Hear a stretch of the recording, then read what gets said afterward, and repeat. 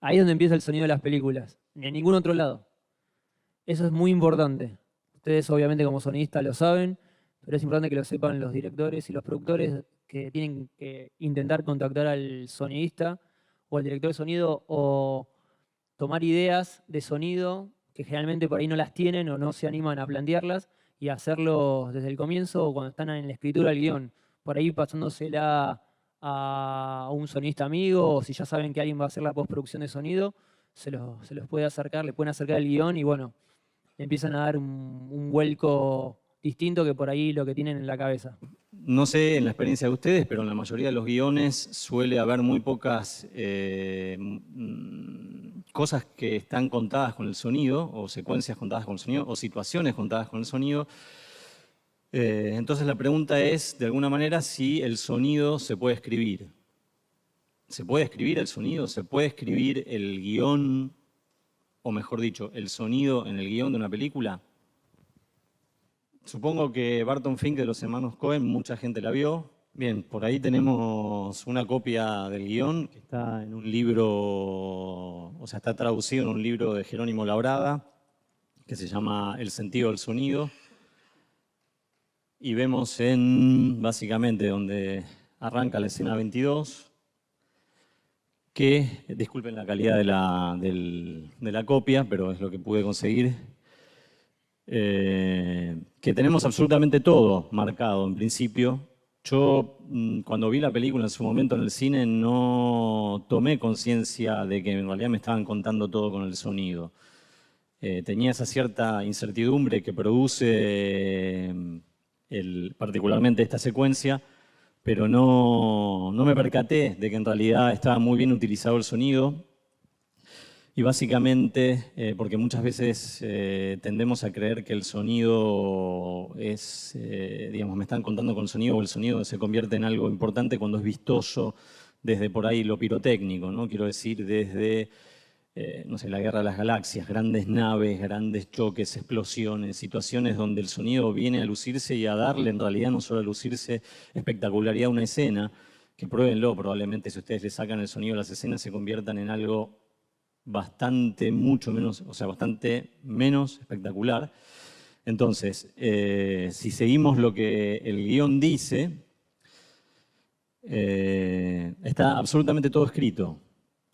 Esto implica que después hay que filmar para eso, para poder contar el sonido. Y si vamos por el montaje, un poco a desarmar el montaje, vamos a empezar a ver que el sonido necesita un tiempo para poder contarse. Por eso también hay planos largos, lentos, ¿sí? El inicio de la escena con el movimiento de avance o ese traveling hacia adelante a lo largo del pasillo sexto piso, tarde de la noche, frente a cada puerta hay zapatos y escuchamos una máquina de escribir.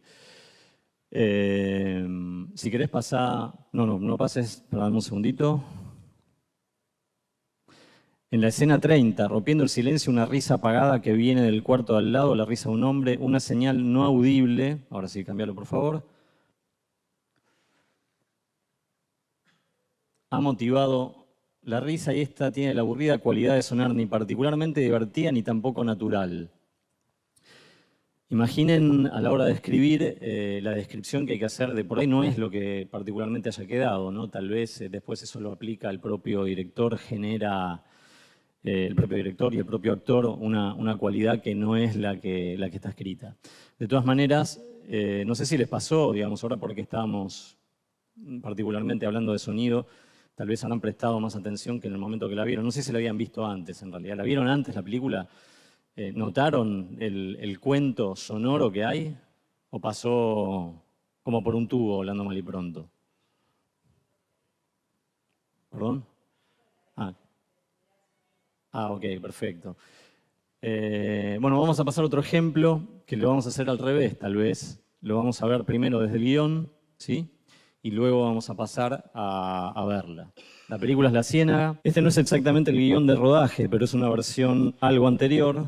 Para los que vieron la película, otra vez lo mismo. Está absolutamente todo escrito, de alguna manera. Y no es una simple descripción, o por lo menos es una simple descripción a la hora de escribirlo, después va a tener que ser ejecutado por el que lleve el sonido adelante, y ahí la diferencia estará dada en relación al arte que se le ponga y cómo termine ese montaje y esa resolución.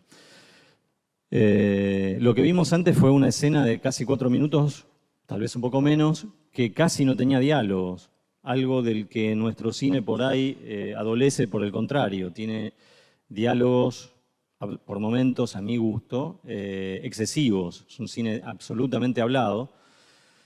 Esta es la escena famosa que se habla digamos, que hay libros escritos y se habla constantemente, que es una marca muy particular del cine de Lucrecia Martel. Pero esto es como para que vean, digamos, de alguna manera que esto es su impronta. Después los sonidistas tendrán que apañarse para poder llevarla adelante. Si miran, en amarillo tenemos todo lo que no sea palabras. Incluso algunas descripciones siguen siendo relativamente sonoras y no están marcadas, como por ejemplo casi imperceptible el tambaleo, ¿sí? Tiene un correlato en el sonido, seguramente eso, depende de cómo esté filmado. En cada escena y entre cada uno de los diálogos siguen ocupando un lugar enorme las marcas de sonido, pero que en este caso no son simplemente descriptivas, no es suena un teléfono, es de mañana, suenan los gorriones. Normalmente se nos dice, y ese es como una especie de convenio, que es una página, un minuto. Fíjense lo que era el pedacito que teníamos arriba, ¿sí? En la escena 1 y 2, y cuánto tiempo vamos a necesitar, o va a necesitar un director, mejor dicho, para poder llevar adelante esa narración, que no es para nada mucho menos de un minuto.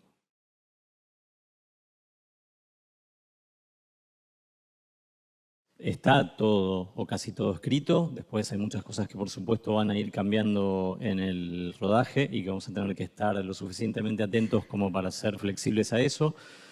Por otro lado, quería traerlos en la historia hacia acá, que la película es una película súper chica, que cuando fue hecha, para que se den una idea, es una película que se hizo en lo que tiene que ver con el sonido directo en 2 canales.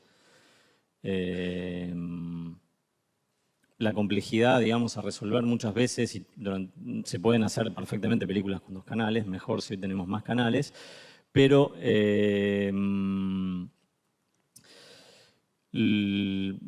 lo vamos a ir viendo a lo largo de esta charla, que muchas de las cosas que están aplicadas acá en realidad son de resolución, digamos, negociable con producción, como para poder resolverlas en el set, y que tienen un correlato no solo en lo narrativo, no solo en lo artístico con respecto a que se puedan hacer en el set y no luego en una sala, sino que por otro lado pueden llegar a ser más baratas. Algo que para nosotros todos es, aparte, finalmente muy importante. Entonces, básicamente, todo lo que vimos, o casi todo lo que vimos recién, o mejor dicho, lo que oímos en relación a lo que vimos, estaba casi todo escrito. Vamos a dividir la película en 3 partes, ¿no? En lo que es la preproducción, la producción y la postproducción de la película. Entonces, para mí también una película, a la hora de hacer el sonido directo, empezaría con el guión, ¿no? Muchas veces me pasa que me llaman y me dicen, ¿cuánto sale el equipo para una película? ¿Qué película? O sea, no, es una película que hay unos personajes, 2 sobre todo. No. O sea, mandame el guión, leamos el guión y hablemos de la película. Porque sin guión no podemos saber qué película vamos a hacer. Entonces, de la lectura del guión, lo primero que hacemos como sonidistas es leer el guión, y de la lectura del guión sacamos estos ítems, cantidad de personajes implicados, que me va a decir cuántos micrófonos necesito para esa película, cuántos sistemas voy a necesitar inalámbricos, cuánto texto hay para tener una idea de la envergadura de la película, si es una película muy hablada, poco hablada, para prestarle más atención a las locaciones o no, si la película va a tener muchas pisadas y gente en cuadro, entonces, ¿qué tipo de película es con respecto a la cantidad de texto que tenemos? ¿Qué tipo de acciones suceden? Si las acciones son pasivas o son una película de acción con persecuciones, una película con sexo, donde tengo personajes desnudos, digamos, qué tipo de acciones se suscitan en esa película para ir pensando en cuál va a ser el equipamiento o qué es lo que voy a necesitar para hacer esa película. Lugares donde suceden las acciones, ¿no? Si la película es una película en la ciudad, si la película va a ser en el campo, en el agua, en la nieve, en el frío, en el calor. Digamos, todas esas son cosas que nosotros tenemos que saber antes de encarar una película, para ver con qué nos vamos a tener, qué tipo de equipamiento vamos a llevar, hasta qué ropa vamos a necesitar para poder encarar esa película. Vehículos de acción, si están implicados autos, carretas, motos, caballos, digamos, qué tipo de situaciones me voy a encontrar en esa película. La época de la película, presente, pasado, futuro, para saber si una locación que para una película actual servía, ya para una película de época no sirve tanto. Cuánto juega el ambiente que tenemos para la película que queremos hacer, ¿no? Lo verosímil que va a ser el sonido para esa película. Escena con grandes cantidades de gente. Alguien había preguntado cómo grabar 3.000 personas en una de las preguntas. O sea, saber qué micrófonos vamos a llevar si nos vamos a encontrar con una situación como esa. 3.000. Y si durante la película hay una necesidad de playback, o sea, de tener músicas grabadas para hacer una reproducción de playback en el momento y ya tener las pistas armadas como corresponden, con la batuta y con lo que haga falta. Todas esas cosas ya las desglosamos desde el guión. O sea, entonces, cuando yo me voy a tener mi primera reunión con el director, yo ya tengo bastante claro cuál es todo lo que me va a demandar esa película. Y entonces puedo empezar la charla con el director o productor. Todo esto ya estamos en la parte de la preproducción. Por eso es muy importante que tengamos en cuenta que el sonista tiene que estar en la preproducción de una película. Debe estar en la preproducción de una película. Es muy habitual que nos llamen cuando ya el rodaje está por empezar y que venimos como si fuésemos el chico de los micrófonos y no tenemos ni idea de lo que nos va a pasar. Ni siquiera si el equipo que tenemos es acorde a las situaciones. O ni siquiera conocemos al director, digamos. Me parece que esa situación no debe existir. O sea, nosotros tenemos que tener un contacto con el director antes de empezar la película, digamos, y haber leído el guión y poder tener algunas charlas en donde puedo deducir las expectativas del director en cuanto al sonido, cuánto pretende el director de nosotros, si tiene en cuenta si es Lucrecia Martel, ojalá, o es un director que le importa muy poco, concientizarlo de los problemas que puede tener. ¿Cuántas cámaras va a usar? Si va a usar más de una, si usa dos, por lo general, ¿cuál es el criterio con el que va a usar esas cámaras? Si las va a cruzar, si va a hacer dos planos en el mismo eje. Digamos, entonces empezar a advertir de cosas que tal vez, por desconocimiento, ¿no?, tenga pensado algo que no nos juega a favor. Y si tenemos la suerte de que ese director sea una persona flexible, podemos desde el inicio ya prever un montón de problemas y encarar un sonido correcto. Muchas veces me ha pasado llegar y tienen dos cámaras y las usan como las usan. Pero hay reglas que hay que seguir con respecto a las dos cámaras si queremos tener un sonido respetable. Todas esas cosas están buenas hablar en la preproducción para no llegar como, ¿no?, con los problemas el primer día de rodaje, o sea, con los problemas ya hablados. O sea, todos los problemas está bueno hablarlos antes. Hay una etapa de la preproducción que se llama page to page, en donde nos sentamos con el equipo a leer hoja a hoja todo el guión. Muy tedioso para el sonidista. O sea, muy tedioso, porque tenemos 5 horas hablando de cómo vamos a meter la fuente en el horno, la cámara que sale de atrás, y después 5 páginas de diálogo. Bueno, hablan 5 hojas. Ahora pasamos a abrir la ventana y mira 1 hora y media hablando de cómo mira por la ventana. Pero lamentablemente es una situación que hay que atravesarla. Y hay que estar ahí y tratar de insistir en que nos citen, ¿no? Ya parece un chivo lo que estoy haciendo, pero en realidad, ya que son sonidistas, que nos citen para el page to page, porque ahí es donde detectamos los problemas de casi todo lo que nos va a pasar en la película. De cosas, perdón que interrumpa, de cosas que por ahí aparentemente son simples como están escritas y cuando llega el momento uno empieza a ver en relación a cómo se va a filmar, ya un poco en la charla que hay ahí en el equipo, que puede ser una pesadilla o puede ser muy complicado resolver el sonido por 10.000 razones. Cosas que no se desprenden particularmente del guión, sino algunas que tienen que ver con tal vez el decorado mezclado con cómo se quiere poner la cámara. A veces viene detallado que es un plano secuencia, pero muchas veces no viene. en un guión. Esa es otra charla que me gusta mucho tener con los directores, saber cómo tiene pensada su película en cuanto a los planos. Capaz que parece una pregunta, pero ¿qué piensa hacer con la película? O sea, ¿cómo la tiene pensada? ¿Piensa trabajar con plano secuencia? ¿Piensa trabajar con, le gusta el plano y contraplano? ¿Le gusta el plano corto? Son todas cosas que después a la hora de filmar, cuando uno está filmando, sabe o intenta montar la película a medida que uno está trabajando.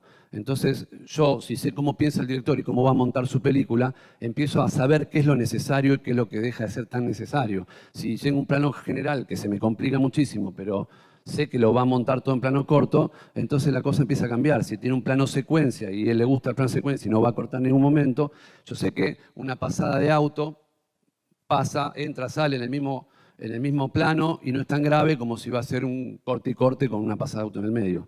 ¿Se entiende lo que digo? ¿Sí? Bien. Entonces, hablar todas esas cosas con el director. Y otra cosa que me gusta poner muy de acuerdo antes de empezar la película es cuál va a ser la relación de aspecto de la película, o sea, cuál va a ser el encuadre. Si es 1.35, 1.235, 16.9, que son los dos encuadres que se están usando generalmente, y qué va a pasar con el margen de seguridad en el caso de que sea 1.235. Esto parece algo casi obvio, o sea, ¿qué le importa al sonidista eso? Pero en realidad nuestro éxito depende casi exclusivamente de poner el micrófono lo más cerca de la boca del actor, todo el tiempo. No en un momento sí, para frenar, no en un momento sí, en un momento no, porque nosotros tenemos que lograr una cosa que se llama consistencia de las voces a través de toda la escena. ¿Qué quiere decir? Que desde que empieza la escena hasta que termina, un actor tiene que sonar igual. No puede sonar lejos, cerca, porque eso genera después en edición unos saltos horribles que distraen, que no ayudan al relato de la película. Sería el equivalente a la continuidad, digamos. ¿El equivalente? A la continuidad de todo, de ropa, pelo. Exactamente, luz. es como ver un plano rojo y el otro virado al verde, después uno rojo y el otro virado al verde. O sea, nadie permitiría eso. Lo que pasa es que con el sonido es un poquito más, poco, dame una palabra, más subjetivo, digamos. La gente no entiende lo que está pasando, pero lo saca de la película.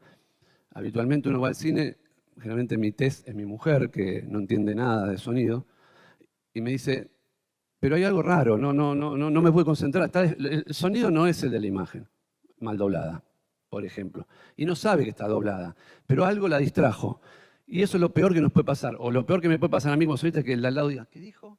O sea, eso ya me sacó 5, 6, 10 segundos de la película. Y nosotros lo que tenemos que hacer es colaborar con el relato. O sea, nosotros lo que tenemos que lograr es que alguien se siente a ver la película sin entender nada de sonido y que la película fluya y que se meta en la historia y que nada lo saque. Un error de esos hace que la gente no pueda, sin entender por qué, no concentrarse en la película.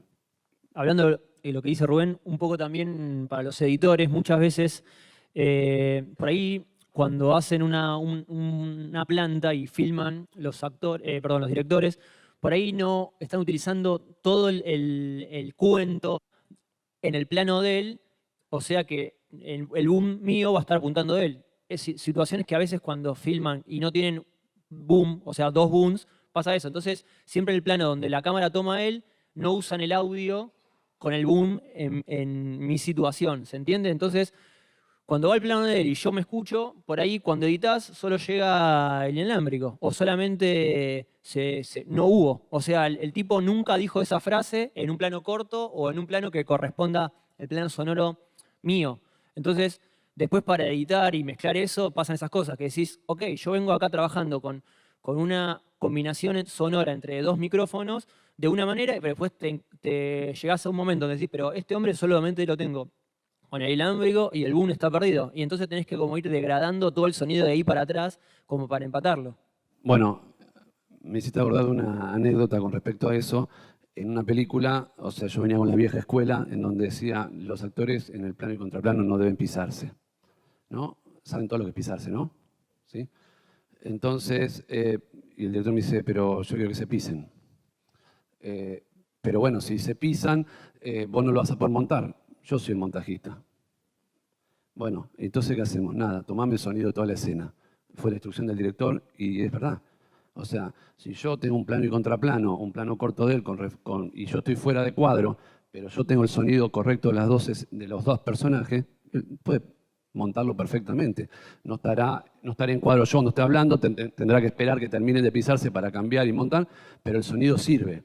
Entonces, el off mío va a estar perfectamente. Eso es lo que dice Gerardo. Si yo tengo el sonido de toda la escena, todo el tiempo, y los actores se quieren pisar, ya el problema es del montajista, y ya no es mío, ni del postproductor de sonido. Lo mismo también, perdón, lo mismo pasa muchas veces con los planos secuencia. O sea, por ahí deciden filmar algo en plano secuencia que después resulta que tuve una situación que de una cámara que seguía a 3 personajes, pero en el final de la escena se quedan sentados enfrentados, o sea, como si fuesen plano y contraplano. Y la cámara iba para un lado e iba para el otro, y al final el microfonista, que era uno solo, iba donde estaba la cámara, pero siempre llegaba tarde. Entonces, casi que fue inservible el boom. Y aparte, ¿qué pasó? Como al director no le gustó cómo quedó ese plano secuencia, lo terminó fragmentando. Entonces era peor todavía, porque digo, muchas veces veíamos a una persona y sonaba el plano del otro o al revés, y la caña llegaba tarde, la verdad fue un lío. Y eso, es como emparejarlo para peor, porque cuando tenía el personaje en plano que sonaba bien, después por ahí la cámara se iba para otro lado y el que empezaba a hablar no estaba, el boom no estaba, y así. La idea es que nosotros no hacemos magia, digamos, nosotros hacemos sonido, digamos, y no tenemos varita mágica, tenemos una caña o dos, si nos permiten. Entonces, la idea es ponerse de acuerdo de qué es lo que se quiere hacer y ver qué recursos tenemos para poder hacer eso. Si obviamente quiere 2 personajes que se pisen todo el tiempo en 1:2:35 con un 3 metros de altura, una diferencia entre uno y otro, y bueno, no se va a poder. Ergo, sonido berreta, micrófono en el medio y que entren los dos. Entonces, digamos, ¿a qué apunto? Si nosotros nos involucramos en la preproducción y detectamos este tipo de cosas, podemos defender cierta metodología de trabajo justificando el porqué de un gasto mayor, en este caso, ¿sí? Está claro que no es lo mismo poner el micrófono sobre la línea amarilla que poner el micrófono por arriba del margen de seguridad. En planos generales o con algunas perspectivas, la diferencia es bastante grande, que obviamente va a tener que ver mucho con el lugar donde estemos filmando. Si yo estoy filmando en este lugar, la verdad que poner el micrófono a 30 centímetros o 40 no es mucha diferencia mientras el micrófono esté en eje, porque es un lugar que está bastante seco y libre de ruido. Pero si estamos en ese lugar, que es el patio de un shopping, le aseguro que esos 10 centímetros es mucha la diferencia. Este ejemplo lo traje también como una charla interesante a tener, o que se generó en la preproducción de una película. Y es, mira, el planteo era el siguiente. Nosotros vamos a filmar 1:2:35 para cine, pero queremos el 16:9 para televisión. ¿Pero la película dónde va a ir? A cine. Pero no va a ir a televisión. ¿Y entonces qué hago? ¿Un sonido para televisión o para cine? Entonces, ¿cuál era el problema? Obviamente mi primera respuesta fue, ¿por qué no escaneamos, ¿no? Y estiramos, ¿entiende? Y pasamos el 1:2:35 a 16:9 y que se corte de costado. Por una cuestión de contratación con la gente, no me acuerdo, de televisión digital, eso hacía que se vaya de los 2K Sarasa, de televisión digital, y salía de norma, por lo cual tenía que ser 16:9 full frame, si no se iba de... Ok, ¿qué hacemos entonces? Logramos que ese aire que necesitaba para el 16:9 esté por debajo y no por arriba. Entonces, de esta manera, nosotros podemos seguir teniendo el boom a la altura que nosotros queríamos para el cine, y lo que necesitan para hacer full frame que lo pongan abajo. Eso fue una charla que se logró gracias a que uno pudo en la preproducción determinar esto, hablar con el camarógrafo, con el editor de fotografía y decir, bueno, hagamos esto, ¿sí? Pero esto no se puede discutir el primer día de rodaje, porque si discutimos el primer día de rodaje, se arma un caos, una hora perdida discutiendo esto, mucho dinero, y estas cosas ya las llevamos discutidas desde antes, y logramos esta situación. Bueno, esto era lo que pasaba detrás del encuadre y el uso de dos micrófonos. Volver atrás, porque, por ejemplo, este es un plano que prácticamente en la película no tuvo corte, todo el plano era así, una persona acá y la otra, que es lo que permite el 1:2:35, la otra persona está como a 3 metros. Es imposible que un microfonista llegue de una punta a la otra.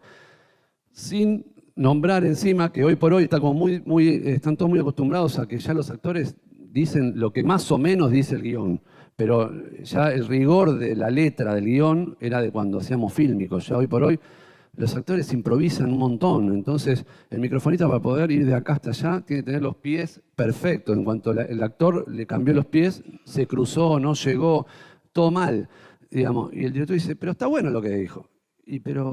Entonces la única solución posible es poner 2 boom en esa situación. ¿Mm? Muchos preguntarán, ¿y por qué no inalámbrico? Digamos, como son sonidistas, ni se la voy a responder. Ok. Esta es una foto, ahora van a una serie de secuencias, una foto en lo que, así es como la postura del boom en situaciones complicadas, digamos. Este es en el Tigre, el Tigre es un lugar demasiado activo en cuanto a sonido hablo, parece que veo las imágenes y parecería que es silencioso, pero tenemos las lanchas, tenemos el viento con el follaje, tenemos los insectos. Digamos, la única manera de lograr algo bueno en el Tigre es que el micrófono lo tenga muy cerca.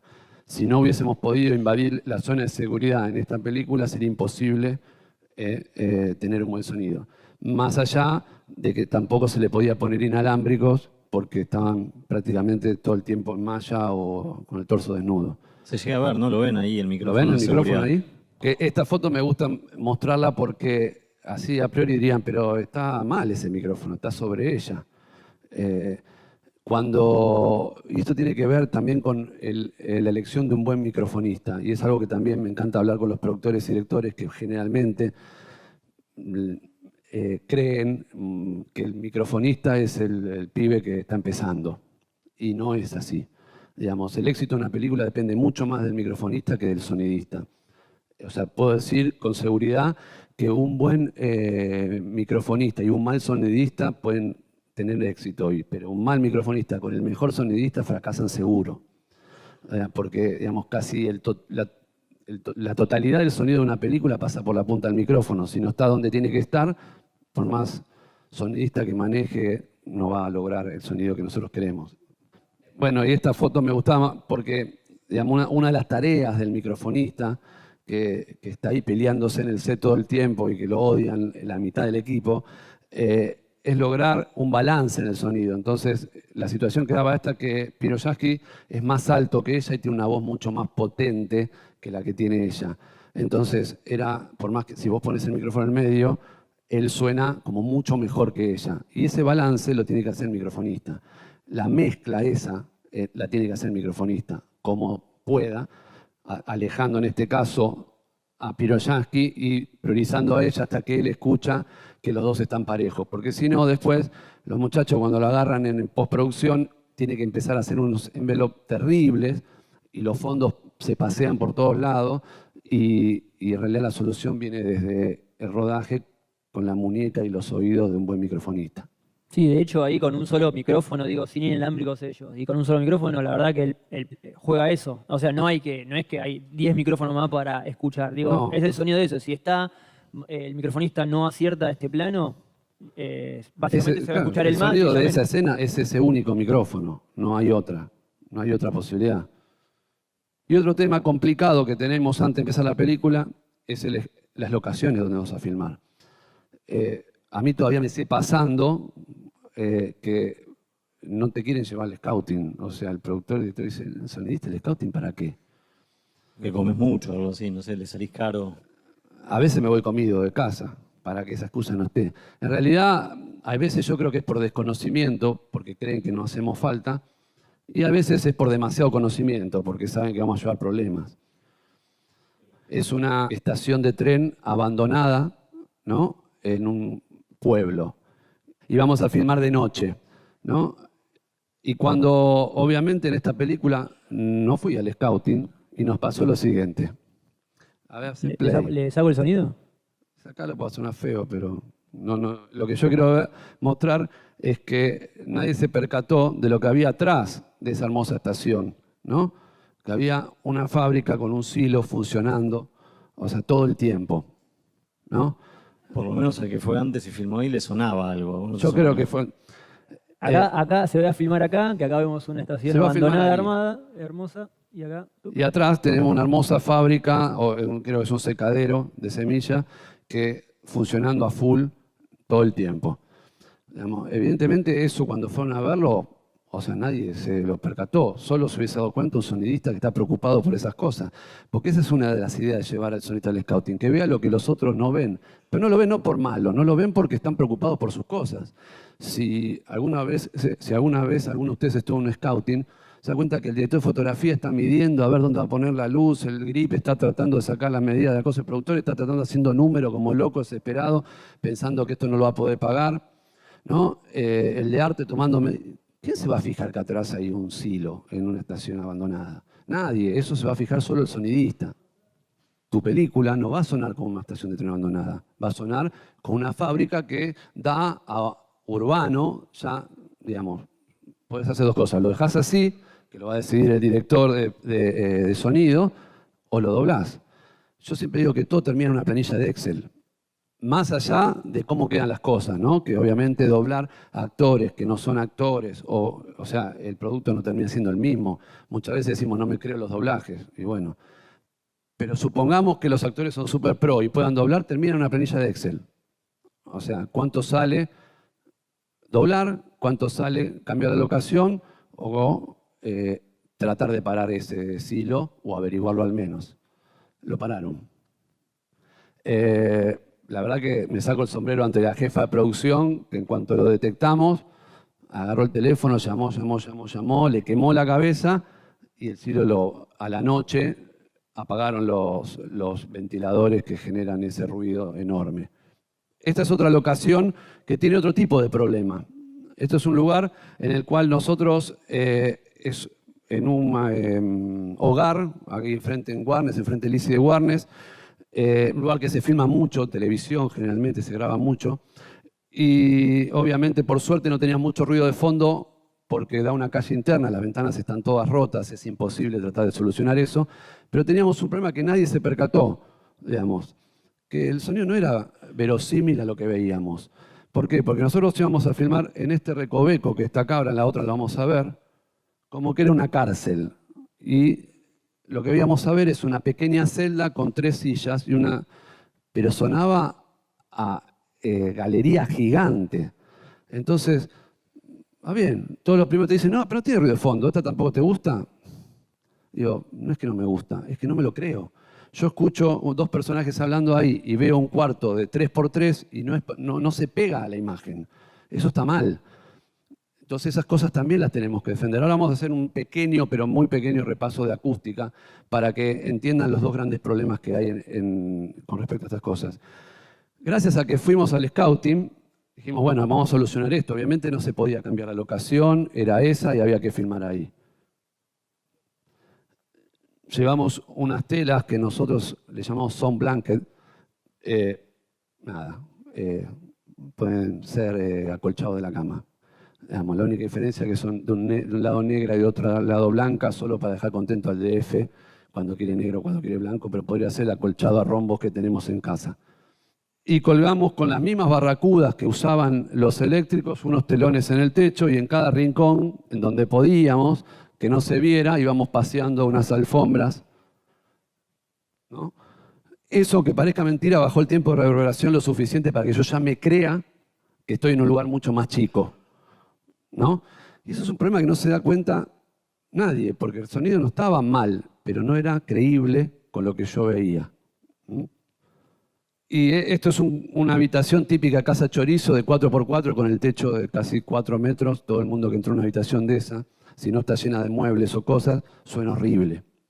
¿Y cuál es el problema con este tipo de cosas también? Que, volviendo a lo que hablamos del microfonista, si el lugar está controlado acústicamente, me da la posibilidad de subir el micrófono sin que varíe tanto lo que nosotros llamamos el plano de sonido. Entonces me permite mucha más flexibilidad a la hora de subo el micrófono y si levanto el volumen sigue sonando igual, digamos. Pero eso lo logro si el lugar está seco, nosotros llamamos seco acústicamente, como este lugar, no con la reverberación que tiene una habitación de ese estilo. Solución bastante económica, unos colchones en el techo, usando las barracudas mismas que utilizó el eléctrico para poner sus faroles, teniendo en cuenta algunas normas de seguridad con respecto a que no se prenda fuego a nada, porque estamos usando materiales que no están aprobados por nadie, si no estamos poniendo colchones al lado de un farol, entonces hay que tener ciertos cuidados de que no provocan accidentes. Quería separar los problemas acústicos en dos, porque también hay mucho lugar a confusión. Y uno es, digamos, los problemas de reverberancia que tienen que ver con el acondicionamiento del lugar, y otros son los de aislamiento que tienen que ver con la invasión de sonidos de afuera para adentro. Dentro de esos dos problemas, hasta ahora vimos lo que tiene que ver con el acondicionamiento acústico, que tiene que ver con que los lugares suenen agradables. El otro problema que tiene que ver con los ruidos de fondo ya son mucho más complejos y mucho más caros de manejar. Yo traje un ejemplo, nada más como para que tengamos una idea de que esos tipos de problemas ya requieren de una inversión de dinero. Lo otro es puro ingenio. Eso que veíamos es el vidrio de un bar que está en Paseo Colón y casi Independencia. Este es el pasaje anterior, donde el nivel de ruido es insoportable. Es imposible grabar ahí. Entonces, el director quería grabar ahí, sí o sí, y lo que tenía de particular es que también íbamos a estar muchas jornadas en ese lugar, lo cual hacía un poco más calculable, o digamos, o que se podía invertir un dinero, pues ya era mucho el tiempo. Si lo poníamos en la planilla de Excel, de cuánto de ese lugar no iba a servir, frente a cuánto puede ser el costo de solución de ese lugar, creo que los cálculos daban que había que hacerlo. Más allá que ahora voy a destacar otra vez la habilidad de la gente de producción, porque después les voy a contar cómo se logró esto. Lo que se hizo, gracias a la arquitectura del lugar, que todas las ventanas eran cuadradas, se le puso un doble vidrio contra la ventana, entonces del otro lado no se ve y de este lado estaba todo doble vidriado. No solo esta ventana, todo el bar. Esos vidrios aparte están montados sobre un burlete de goma, básicamente, y está apoyado, que es lo que suelda, digamos, o sella, mejor dicho, el espacio de aire que hay entre el vidrio exterior y la pared. Las puertas también se hicieron, ¿no? Y el último, bueno, como detalle, el último corre porque, claro, cuando se terminó de hacer esto, alguien dijo, pero la gente se va a morir ahí adentro, ¿cómo respira? Entonces hubo que hacer una ventana que corra, que es aquella, la de acá, por eso tiene arriba, y esta para abrir de vez en cuando las dos y que se genere una corriente de aire, porque si no, nos moríamos ahí adentro. ¿Cuál fue la habilidad? Porque parece una obra súper cara y no fue tan cara. ¿Por qué? Porque la gente de producción se las ingenió para no comprar los vidrios, sino alquilarlos. Dio la suerte de que la medida de los vidrios son una medida media estándar, en donde vino el vidriero, los puso, como no había que hacer ninguna obra, porque se les dijo que no hacía falta que se vean bien, sino que con unos listones de madera, así nomás, y los burletes, los puso, total, de afuera no se iba a ver, los usamos una semana y se los volvió a llevar. Conclusión, los vidrios no se compraron, los vidrios se alquilaron, y el negocio en realidad del vidriero creo que fue bastante importante y nadie compró los vidrios y no fue tan caro como creemos que fue, digamos. Y eso es otra vez el ingenio y la habilidad de la gente de producción. Sería que el buen sonido depende mucho más de una buena producción que un sonista casi. Yo siempre digo que mi éxito depende de la gente de producción, digamos, barra dirección, pero, digamos, yo termino una película y le agradezco a la gente de producción, que son los que logran, porque, digamos, para los chicos que hacen sonido en vivo, que tienen unas consolas enormes, llenas de botones, eso es difícil. Nosotros tenemos 4 botones y 3 micrófonos, mucho más no tenemos. Lo difícil es lograr las condiciones para que poder grabar, digamos. Después no es tan complejo, digamos. Nos llevamos, los equipos nuestros entran en una camioneta Kangoo, digamos. No es que tenemos una gran ingeniería. Ahora, lograr que toda la situación esté dada para que grabemos correctamente, eso es lo más complicado.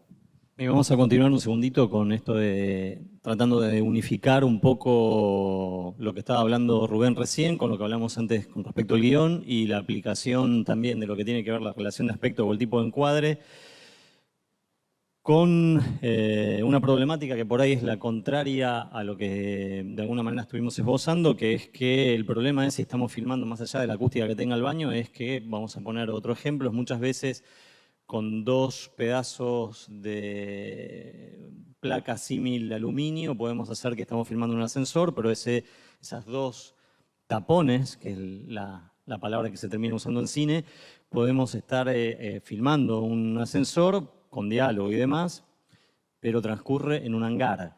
Quiero decir, el lugar real es un hangar que tiene una reverberancia de 1 mes, los actores pueden volver al mes y siguen sonando. Volvemos a lo que tiene que ver con el tratamiento, ¿sí? Por ahí lo que está hablando Rubén con respecto a la reverberancia. Pero vamos a las imágenes. Esta es una película que transcurre en Panamá. Básicamente el punto de producción más importante fue poder conseguir esta locación, que es donde realmente ocurrió en un determinado momento esta situación, que después deviene en digamos, una cuestión histórica de Panamá, donde Panamá quema una bandera de Estados Unidos y termina con muertos, una suerte de rebelión que empezó en un colegio, ¿sí? A partir, digamos, de una situación con los colegios. Entonces, el lugar, como lo ven, digamos, la relación de lo que tiene que ver con esto se llama encuadre, con el encuadre y el espacio es absolutamente desmedido. El lugar es gigantesco, ¿sí? Entonces, si tirás la otra foto,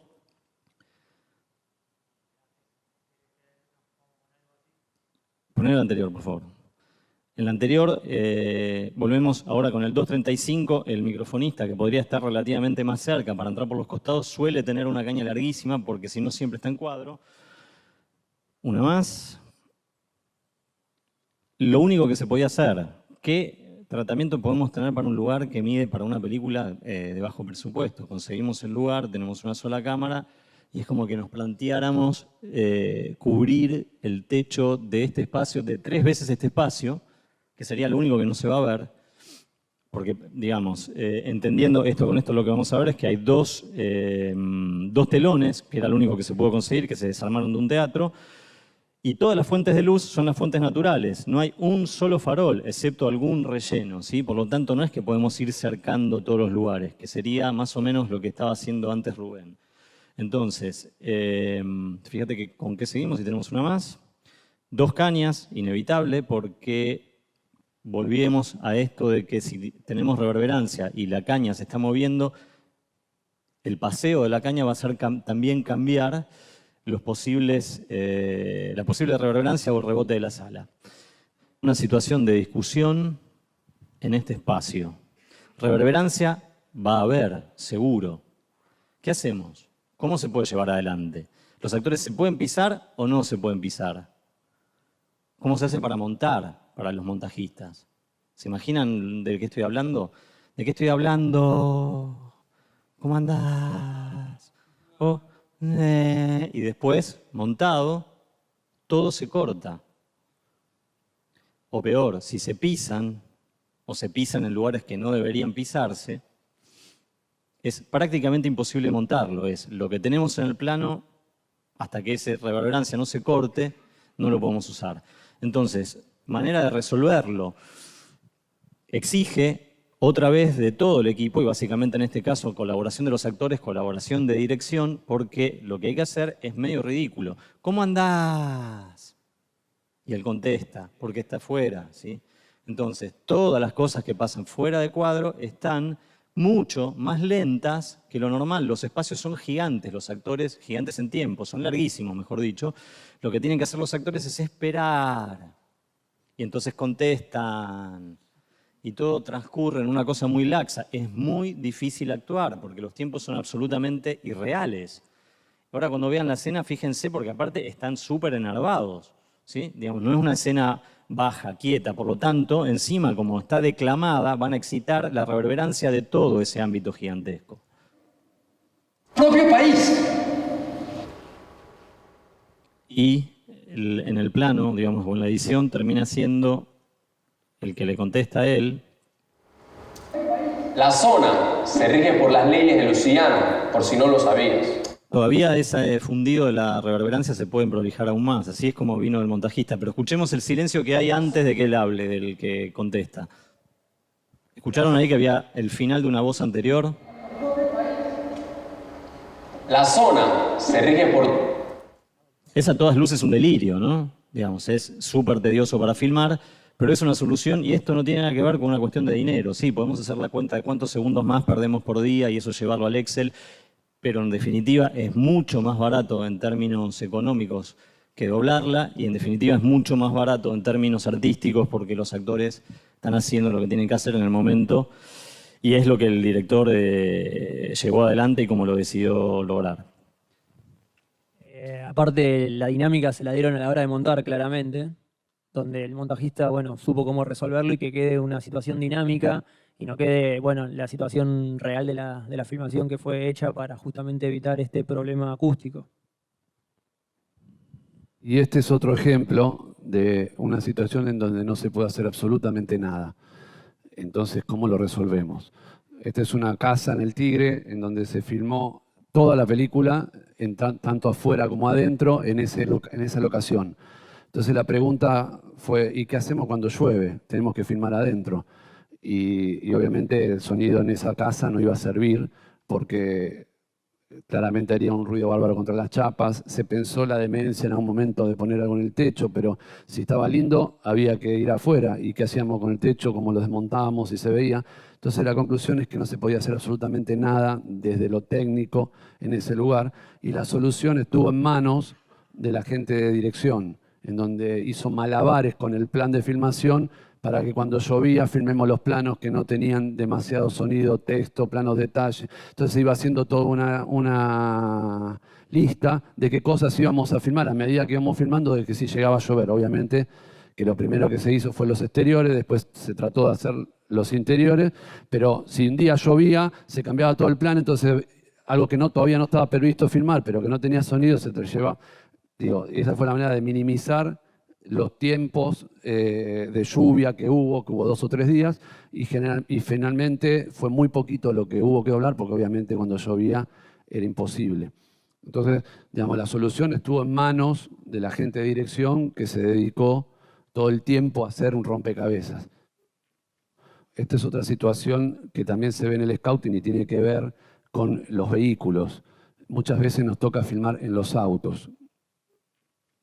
Cuando filmamos en autos, siempre o la mayoría de las veces se pretende hacer una cámara lateral, ¿no?, que se vea por la ventana, y eso imposibilita el cerrar la ventanilla del auto. ¿Por qué? Porque, digamos, los grip lateral agarran de esta manera dejando la ventanilla afuera, y entonces venimos bien con el plano frontal, todo el auto cerrado, se escucha perfecto, venimos con el lateral, con el otro frontal perfecto, y cuando vamos al grip lateral el sonido ya no sirve más. Por razones lógicas y obvias, ¿no? Tenemos una cámara con un auto andando, con el viento pegando de la cámara, más el ruido de todo el auto, más allá de que sea un cámara car o esté andando por sí solo, el sonido que entra por la ventana abierta es bastante fuerte. Una solución es comprar un vidrio de la medida de la abertura, no tiene por qué ser un vidrio, digamos, blindado ni nada, un vidrio 4 milímetros común, y ponérselo apoyado en el grip, pegarlo con goma eva, desprolijamente, no importa, lo único que importa es que esté hermético y hacerle un cono de sombra al lente como para que no se refleje la cámara y dé la impresión de que la cámara está por dentro del auto, aún con el vidrio cerrado. Otro gran problema que tenemos también en rodaje son los pisos de madera, sobre todo cuando queremos usar traveling, ¿no? Entonces, los carros, cuando el piso está flotante, sobre todo en casas viejas, con el cambio de peso del traveling o del camarógrafo mismo, mueven todo y eso hace que el piso cruja. Y obviamente estoy viendo una persona, 2 personas, y siento un movimiento que no tengo manera de justificarlo. ¿Por qué cruje el piso si están 2 personas sentadas hablando? No tiene por qué crujir. Y son bastante tediosos después de sacar todos esos crujidos. Entonces, generalmente armamos unas plataformas de madera, las forramos de alfombra y sobre eso, ¿no?, se arma la vía. Y de esa manera se reparte mejor el peso y logramos que por lo menos cruja muchísimo menos. En algunos casos casi nada, en algunos casos mucho menos. Con el tema del generador, hoy por hoy muchas veces se está empezando a usar, me pasó en las últimas películas, bajadas de línea, ¿no? Parece que está resultando ser bastante más económico, pero a veces las bajadas de línea fallan y se tiene que usar generador, o a veces vamos con generador sí o sí. La única solución para el generador es que esté lejos del lugar donde vamos a filmar y en lo posible usar lo que tengamos a mano, como en este caso unos colectivos abandonados y unos carritos, para hacer que el rebote vaya para el lado contrario a donde nosotros estamos grabando. Para tener una idea, acá está puesto el generador. ¿Y qué tan lejos? Y estamos filmando el frente de este galpón. O sea, todavía estamos hablando, estamos en la preproducción y estamos ahí, todavía no salimos a filmar. Lo del scouting, todo eso es, ok, está hecho y lo que vimos es, bueno, cómo terminó siendo, pero son cosas que se prevén antes. La cuestión es que lo que necesitamos es que se haga una prueba de cámara, tanto para el grabador de sonido como para la ingesta del material de montaje. Ven que haya una prueba de set a edición y de edición a sonido, o sea, a postproducción, para saber que hay un flujo de trabajo que luego, cuando una vez que tengamos todo el material, se puede replicar y puede servir. Porque, digo, como se hace una prueba de cámara, se debería poder hacer una prueba de, ok, yo voy a filmar con esta cámara, que es así, yo voy a tomar sonido con este grabador que tiene estas condiciones, tiene metadata, con timecode, perfecto. Se va a ingresar ese material en un Final Cut, en un AVE, en un Media Composer, digo, en un Premiere, lo que fuese. Luego eso se va a transformar en otro material y va a llegar a la isla de postproducción y se va a editar de cierta manera. Ok, eso poderlo probar antes de filmar, ¿no? Entonces, si ya lo probamos y ya sabemos que funciona, listo, nos olvidamos. Nos olvidamos de futuros problemas. Los problemas, si no nos los anticipamos, nos los sacamos, es un problema muy chiquito antes que una cosa que puede ser un problema gigante al finalizar. Por alguna cuestión tecnológica, por ahí una cámara, no sé, no es compatible con el Avid que tenés o cualquier cosa que fuese. Entonces decís, ok, o cambiándole un seteo se soluciona. Digo, lo que quiero decir es que hay que probar el flujo de postproducción antes que se comience a filmar, aunque sea con una simple prueba de cámara, con 2 personas hablando y una situación que se hace exactamente en la famosa prueba de cámara. Justamente lo que decís, el flujo de trabajo probado para que sea, incluso tiene una redunda en lo económico eso, y en el tiempo de la gente que también redunda en plata, es todo un sistema a probar. Yo creo que, digamos, hoy por hoy, dadas algunas, contestándote preguntas, sí, a mí me pasó, lo pido de alguna manera si yo voy a seguir en toda la cadena, pero, o para el que venga otro después, saber también cómo estamos entregando el material y, digamos, entre el rodaje y la postproducción, que en el medio va a pasar por la edición, que es una parte de la postproducción, si querés, depende mucho de si está ya el montajista contratado o no, si hay alguien que se va a encargar del montaje. Muchas veces, digamos, esto lo vivimos mismo en las escuelas, los alumnos se quejan, para que te des una idea de lo complicado que puede ser armar un flujo de trabajo, dentro de una propia escuela, el material generado por los alumnos para, por ejemplo, una tesis pasa por edición y cuando vuelve, los alumnos fueron machacados con que iban a grabar, entonces y se les enseñó que le pongan nombre a cada uno de los canales y quién está en cada canal y los nombres de los actores, o el personaje, mejor dicho. Cuando vuelve el OMF, vuelve con toda la metadata perdida. Muchas veces, ¿verdad? Para los que fueron alumnos de la NERC. Contesto yo, sí, perfecto, gracias. Y es básicamente una cosa mínima que está fallando y que no estamos pudiendo detectar dónde. Y debería ser en realidad es que no podemos hacer la prueba. Ahora, Yo creo que, perdón, es un problema, la tecnología viene con un problema de ansiedad increíble. O sea, ahora tenemos todo lo que hace el grabador, todo lo que hace todo, pero no lo sabemos usar. Pero ya podemos, ya tenemos 25.000 canales, grabamos todo separado, después y grabamos en un multitrack de 8 canales, más la mezcla son 10 canales, llega el montajista, tiene 10 canales, se quiere pegar un tiro y no sabe cómo hacer para usar 2 canales, borrar el resto y que después ellos lo puedan postconformar. Entonces, digamos, yo creo que es netamente, no sé, me atrevería a decir, un problema de ansiedad, de querer salir ya. Cuando, si hacemos las cosas bien, digamos, es infinitamente mucho más económico la postproducción y más feliz. O sea, llegamos a trabajar sin estar tan desgastados tratando de resincronizar chinada que se hicieron en el rodaje. Bien, ¿se encontraron ante la situación que de pronto hay que resincronizar a mano, por ejemplo? Y eso lleva siglos. Más allá de que ahora es más fácil, porque los archivos vienen probablemente con el nombre. Imagínense en la época en la que era una cinta grabada y después eso pasaba por otro sistema y alguien se había equivocado en las planillas y todo era era arqueológico el trabajo, y con menos canales por suerte también. Pero digo, todo ese trabajo es básicamente falta de gimnasia de información, de manejar del flujo de la información y una gimnasia que debería ser totalmente normal y que por otro lado volvemos, esto tiene una redundancia positiva en lo económico y no tiene gasto alguno a la hora de hacerse. Porque en definitiva es, para nosotros es mucho más el tiempo de viaje de llegar hasta el lugar donde se está usando la cámara, porque ni siquiera, si están los actores, genial, si no está el actor, es cualquiera frente a cámara con un inalámbrico colgado, que hable un poco, haga 2, 3 aplausos, hacer varios cortes, que pase por edición, se edite más o menos eso, que lea un libro, simple, para poder tener una continuidad. Lee una página de un libro en 3 planos distintos. La excusa ya no es más, es una producción gigante, tenemos timecode, y si es una producción chica, no grabamos con nada y vamos todo como estamos.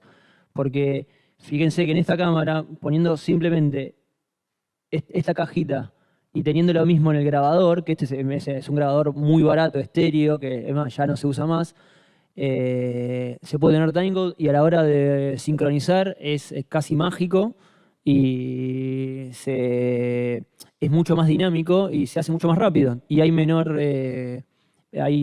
o sea, tiempo, se optimiza el tiempo y ahí se optimiza los errores, o sea, no hay errores o podrían no haber. O hay muy pocos, pero Muy pocos. imaginen la situación de algo que hasta ahora no hablamos, que tenía que ver básicamente con los documentales. En la situación de documental es bastante engorroso hacer una pizarra, meter un clac. Hay miles de situaciones que con un clac directamente se destruyen, se pierde la intimidad con la persona o con lo que está pasando o resulta súper invasiva. Y por otro lado, las cámaras graban un sonido desastroso, por lo tanto no se puede grabar en cámara, hay que grabar sí o sí en sistemas duales con el sonido separado. Entonces estas cajas, a ver, nosotros no venimos a vender Tentacle Sync, hay un montón de marcas nuevas. Bien, y una cosa que les quiero mostrar es también que tienen que estar muy atentos a la hora de estas cámaras, que sobre todo las que son tipo cámara de foto, lo que sucede es muchas veces que, o sea, por ejemplo, esta es una Canon 5D, lo que quiero mostrar es que esto es el sonido de cámara con un clac. O sea, no es que es un micrófono, este audio acá es el audio de la cámara directamente. O sea, y lo que se pueden fijar es que hay un desfasaje del frame. O sea, el frame cerrado está acá y el sonido está acá. O sea que en realidad lo que sucede es que la cámara graba primero, o sea, hace la conversión analógica a digital del sonido y tarda 1,5 cuadros en hacerlo de video. Entonces, ya está fuera de sincro. O sea que hay cámaras que graban fuera de sincro. Esto es la prueba, este es el final y esto es un Premiere. Y sucede lo mismo, la misma situación. Entonces, eso es algo importante porque después a los montajistas que les encanta usar esto, levanten la mano quien lo usa. Ahí vamos. O sea, el Pluralize, si bien es una cuestión tecnológica que vino a ocupar un lugar y parece una solución mágica, las soluciones mágicas hay que tener un poco de desconfianza y entender cómo es.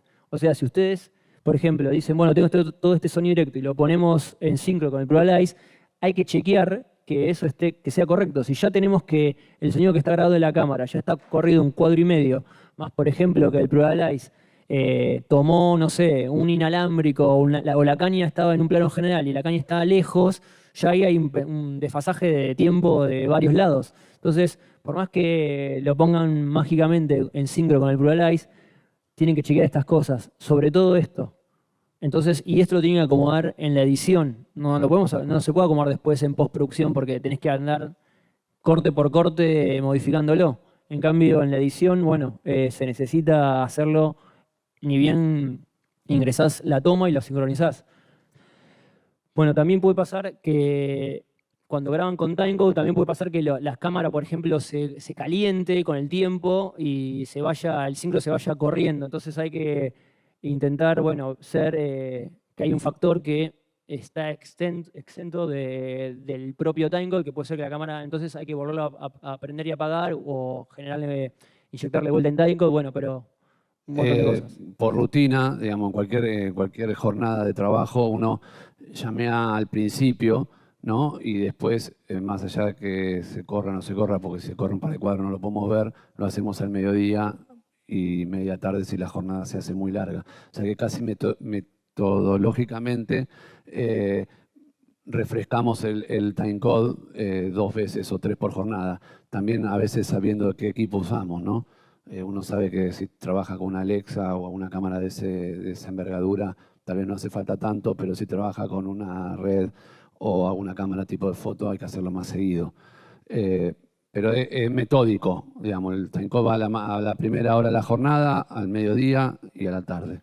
Sí, de hecho, ahora con estos aparatitos que vieron antes, lo que sucede es que ni siquiera hay que hacerlo porque se leen vía Bluetooth o Wi-Fi en el caso, o por radio, entre sí por RF, se leen los dos aparatitos y eso está ingresando timecode directamente sincronizado y no es que se ingresa el timecode y después la cámara corre en free run. ¿Ah? Entonces, hasta las nuevas tecnologías están ayudando mucho a eso y ahí no tendría que haber ningún problema de timecode. O sea, tendría que corresponderse el mismo timecode siempre. La otra es que sigamos manteniendo la pizarra, por favor, ¿no? Y bueno, y esto lo que puse acá, bueno, ya lo dije, tengan cuidado con el Pluralize a la hora de trabajar porque háganlo, pero chequéenlo después. Todo esto era antes de empezar a filmar. Todas las cosas que tenemos que tener o tomar recaudos antes de empezar a filmar. Y una vez empezada la película, bueno, separamos las tareas del sonidista en algunos ítems. Uno es lo que ya habíamos hablado, la consistencia de las voces a través de los planos y escenas, que tiene que ver con que nosotros tenemos que tener un sonido que llamamos con continuidad. O sea, que no puede sonar lejos, cerca, depende de los cortes, porque después eso es impegable. Entonces, simplemente que nosotros tenemos que ir siguiendo, porque una escena que después en la película dura un par de minutos, capaz que la filmamos en 2 días. Entonces, el sonista tiene que tener en la cabeza como la continuidad de ese sonido, que todo tendría que estar pegando con todo. Ahí a veces sale el recurso de grabar ambientes o roomtone, que no son como para adornar la película, sino como para hacerle más posible los cortes y fluidos, los cortes más fluidos a la gente de postproducción, que es capaz que a veces una película arranca a las 6 de la mañana y hay un ambiente, al mediodía hay otro, y a la noche, cuando estamos por terminar la escena, hay otro, y eso todo transcurrió en la película a las 6 de la mañana. Entonces, eso también es una de las razones por la cual nos peleamos tanto con los fondos. Insistimos que muchas veces escucho, pero ¿se escuchan pájaros? Hay pájaros. Sí, bueno, pero había unos pájaros hace un rato, ahora ya no hay más, y después ya hay casi grillos. Entonces, nosotros no podemos decir, porque hay, lo grabo. No, tengo que pensar en el montaje, a qué hora es esa escena, y que no puede las 4 primeras palabras sonar de una manera y los últimos 2 minutos de la película de esa escena sonar de otra. Por eso hay una cosa que nosotros decimos relación señal-ruido, que es con lo que nos peleamos constantemente, con tratar de que las voces, ¿no?, que es la vedette de nuestro trabajo, en cierta forma, estén lo más despegada posible, ¿no?, del resto de las cosas. Sonidos solos o wild track. Todos saben lo que son los sonidos solos o wild track. A veces se usan sonidos solos para corregir, no sé, una escena de 3 minutos, muy complicada, que venía todo bien, difícil de foco, difícil de encuadre, y el actor furció una palabra. Y decimos, bueno, ¿la repetimos o no? Entonces se le puede pedir al actor que haga solo ese pedacito, sin cámara, sin nada, y después nosotros los podemos reemplazar, los chicos lo pueden reemplazar en postproducción, eso sería un wild track, ¿no? Es un recurso que es muy utilizado y está bueno, generalmente en escenas que son complejas y que se repiten y capaz que por un problema de texto, alguna cosa que nosotros podemos solucionar con un sonido solo, evitamos que se repita otra vez la escena y eso es reemplazable. Tenemos que tener en lo posible, tratar de que eso se haga instantáneamente después de la acción. No al final de la jornada, cuando el actor ya está cansado, ni se acuerda cómo lo dijo, ya se le fue. Eso que le dicen que el actor la tiene incorporada a la escena y ya la tiene caliente, bueno, en ese momento ese tipo de sonidos está bueno grabarlos instantáneamente. Entonces, casi mecánicamente les aseguraría que eso entra y pega. Grabado en el mismo lugar, con la misma posición de micrófono, al toque de terminar la escena antes que la den por hecha. Yo agrego algo a eso, que es que hay que intentar que el director lo siga dirigiendo. ese texto que parece en un momento una cuestión de compromiso, bueno, dale, hacé tus sonidos solos. No son míos los sonidos solos, son de tu película, para empezar. Y por segundo, digamos, por otro lado, dirigido el actor trabaja de otra manera que con el sonidista, ¿sí? Le puede seguir pidiendo cosas. Las intenciones hay que dirigirlas, hay que seguir, digamos, si nosotros conseguimos el compromiso del director, probablemente muchas cosas se resuelvan con sonidos solos. Pensemos también, aparte de las por ahí, no es solo para resolver problemas, por ahí es que no tenemos filmados todos los textos, porque algunas cosas pasan en off o decidieron salir en el momento de estar en cuadro. Y si no lo tenemos atento y no está atento el asistente de dirección, es probable que eso nunca vaya a montaje. Por lo tanto, ahí sí ya después vamos a perder la acústica del lugar, la situación del lugar, la actuación in situ, caliente, digamos, con respecto a las intenciones. Y ese texto va a terminar siendo un doblaje que va a ser difícil de pegar, sobre todo si estamos haciendo producciones chiquitas, que no vamos a tener condiciones técnicas las mejores como para poder hacer toda la cadena hasta el final de la mejor manera. Gente, pasa que si el director está presente y dirige al actor, el actor, hablando así, se pone las pilas y lo hace bien. Muchas veces, salvo algunos actores de mucho oficio que entienden perfectamente ya lo que es un wild track, entonces saben que se están evitando de esa manera ir a doblar y saben que en realidad es para corregir algo de ellos, lo hacen bien. Pero muchos otros actores también se lo quieren sacar de encima porque es una situación media como incómoda. Bueno, ahora no hay cámara, ahora está el sonidista, decime, actuame, y si no está el director apoyando, eso se hace bastante complicado. Otra tarea es, dentro de los sonidos solos, a veces no son sonidos solos para corregir alguna situación, sino que son sonidos solos para completar la escena, que obviamente por cuestiones técnicas no se pueden grabar en el mismo momento, digamos, de los textos. Por ejemplo, en una discusión, una pelea, y hay textos en la pelea, obviamente muchas veces pide que sean mímica para tener el texto del que está en primer plano y después faltan pedazos de pelea y aplausos en las cuestiones de la música porque hay playback, se entiende en todos los lugares donde vamos a tener un agujero de sonido y necesitamos grabar cosas que cuenten o que terminen de contar esa escena y que son muy difíciles después de hacer en postproducción, sobre todo porque serían caras, porque habría que llevar extras a una sala y todo lo que implica no solo pagarle a esa gente, sino grabarlo y reconstruir ese momento. Entonces, vamos a hacer un ejemplo, por ejemplo, de una escena que requiere sí o sí, y en el cual no podemos flexibilizar, grabar los sonidos solos. Bueno, nosotros tenemos un enemigo que es el tiempo, ¿no? Y a veces parar una producción grande para grabar ambientes es algo complejo. Pero en producciones más chicas es más fácil. Digamos, ahí me reservo un poco mi idea con el tema de las grabaciones de ambiente. Muchas veces yo como sonista directo prefiero que los ambientes vaya el postproductor al otro día y se los grabe. Salvo que sea un ambiente irrepetible y que va a pasar solo en ese momento. ¿Y por qué digo esto? Porque en el juego de... Acá me están por matar. Vale, En el juego uno gasta muchos créditos en grabar un ambiente y parar un equipo de filmación es bastante complicado. Y es caro aparte para mí. Y caro. Entonces, yo personalmente prefiero guardarme esos créditos para las grabaciones de ambiente y poder hacer un sonido solo, un wild track, de este tipo de cosas que son sumamente necesarias, que grabar unos par de pajaritos en estéreo. Perdón, chicos. Sí, no, perfecto. Te iba a interrumpir con otra cosa que dice. Por ejemplo, en una situación donde muchas veces puede pasar que los sonidos solos no es simplemente voces, sino por ahí está jugando un elemento como puede ser un auto típico, puede ser, no sé, por ejemplo, un Torino o una Chevy, un auto que por ahí es difícil de poder conseguir, que por ahí fue alquilado por 2 jornadas y en realidad se usó media jornada. Entonces, digo, bueno, no es lo mismo el motor de una Chevy que de un Falcon o lo que fuese. Entonces, tener en cuenta que por ahí puede haber un equipo secundario de grabación que lo que hace es, bueno, en esta segunda jornada que no se usa el auto, se lo puede llevar a algún lugar y grabarlo. Digo, ya ahí tenés las puertas, tenés los autos, tenés los arranques, tenés cuando llega, cuando se va, digo, y eso una vez que lo tenés, lo ponés y funciona porque es el mismo auto de la filmación. No tenés que andar buscando librerías mágicas de internet o diciéndole al productor, no, che, ahora necesito alquilarme el auto. O la verdad, sobre todo con las situaciones de motores y autos son muy particulares. Digo, se nota mucho cuando se utiliza librerías porque es muy difícil todo el movimiento del auto que coincida y lograrlo en postproducción. Generalmente, digo, si tenés el auto, sabés la acción que transcurre o sabés lo que va a pasar, los grabás y lo pones y funciona. Es como mágico. Pero es como tener un criterio sobre qué cosas son realmente necesarias y cuáles uno puede prescindir. Digamos, en películas más pequeñas, digamos, se puede porque hay más permisibilidad con el tiempo y hacer más cantidad de cosas porque después en postproducción tampoco van a tener tantos recursos tal vez. Entonces ahí sí grabar. El caso de los autos es un caso muy particular. Yo lo primero que hago cuando se usa un auto de acción es ver cuánto interactuó ese auto con el directo. Si ese auto interactuó en algún momento con el directo, tengo que grabarlo sí o sí.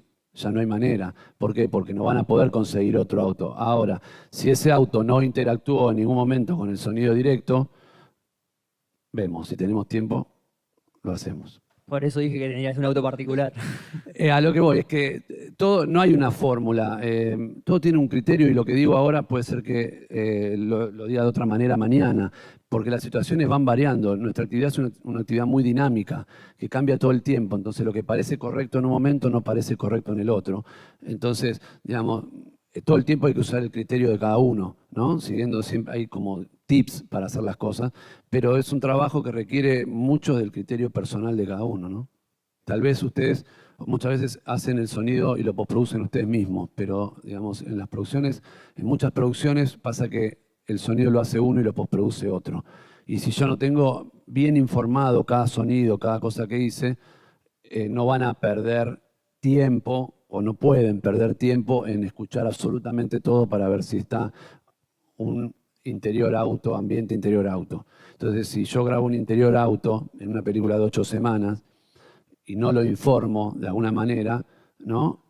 Probablemente va a pasar como que no fue grabado. Entonces, los informes son muy importantes y todo el camino que hace el informe hasta llegar a la edición y a la de postproducción. Igual lo es más fácil Sí, porque que todo está en la metadata de los Sí, archivos. igualmente que los editores también tengan el hábito de pedir la información, o sea, pidan las planillas, pidan que los elementos estén bien logueados, porque digo, es una cuestión simplemente de eso, digo, alguien tiene que hacer ese trabajo, no lo tienen que hacer ustedes, sino lo tiene que hacer el sonidista. Si el material nos falta la planilla y no está logueado, pídanlo, digo, porque eso tiene que venir así. Ahora sí, con el comienzo de la postproducción de imagen.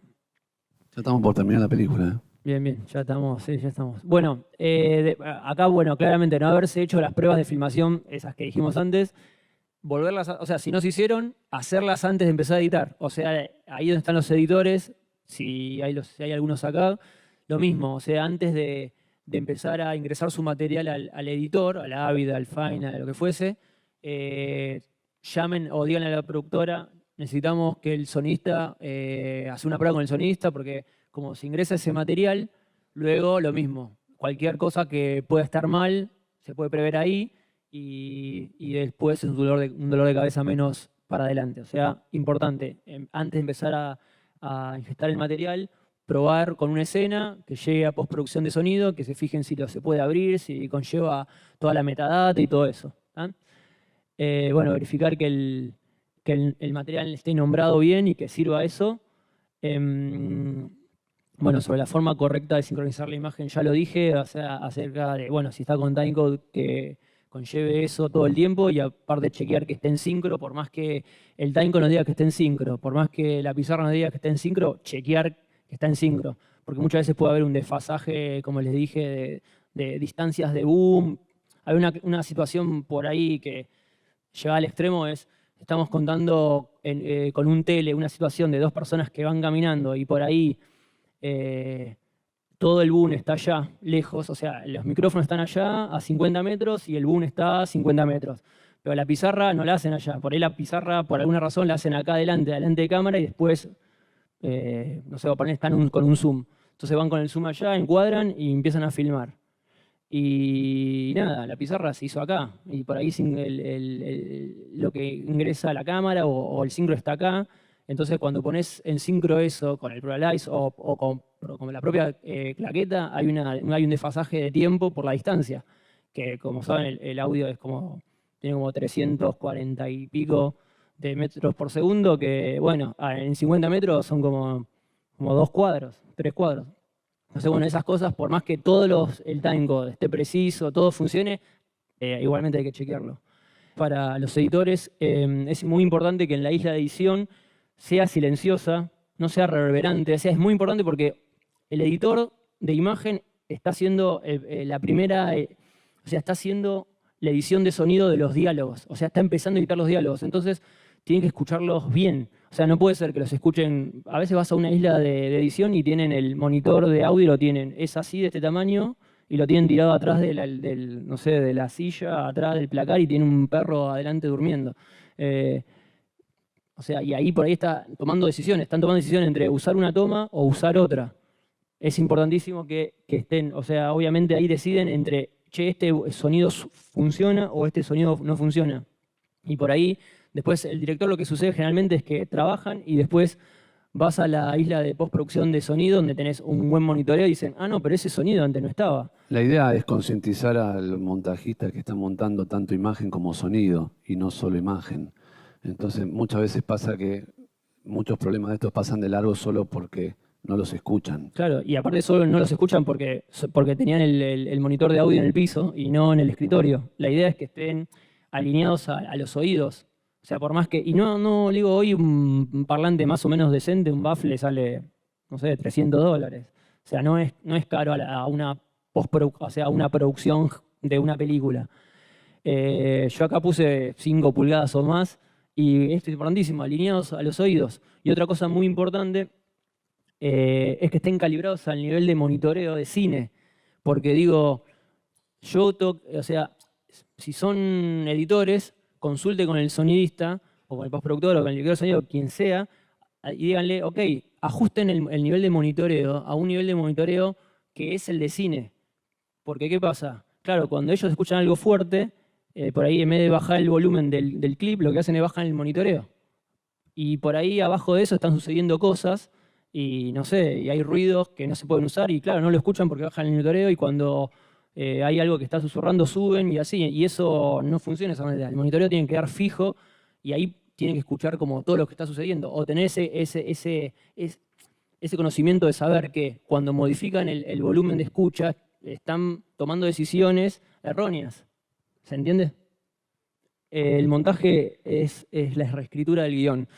¿Por qué digo esto? Porque si bien por ahí con lo que decimos que el sonido directo, la dirección de sonido o el diseño de sonido empieza en la escritura del guión, si a vos ya filmaste con una persona que contrataste, que hizo el sonido directo, luego por ahí ese material llegó en la isla de edición y es otro momento donde se puede llamar al director de sonido o al diseñador de sonido, al postproductor de sonido, que es el momento donde empezamos a editar. Porque por ahí con el material, ya con un primer visualizado de un primer corte, ya uno puede empezar a incorporar ideas que hacen al diseño sonoro o que conllevan a nuevas situaciones, a un nuevo armado. Por ejemplo, una cosa que ya la dijo Guido antes, que la percepción sonora necesita mucho más tiempo que la imagen. Esto me canso de repetirlo porque los editores tratan como tienen miedo como al tiempo muerto y en esos famosos tiempos muertos nosotros tenemos una gran oportunidad de contar un montón de cosas.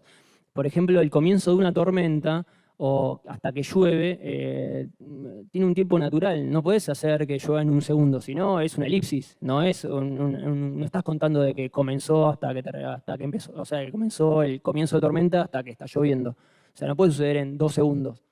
Entonces, lo mismo, a la hora de editar, está bueno que el editor de sonido, el postproductor de sonido, empiece a involucrarse en la postproducción a temprana edad.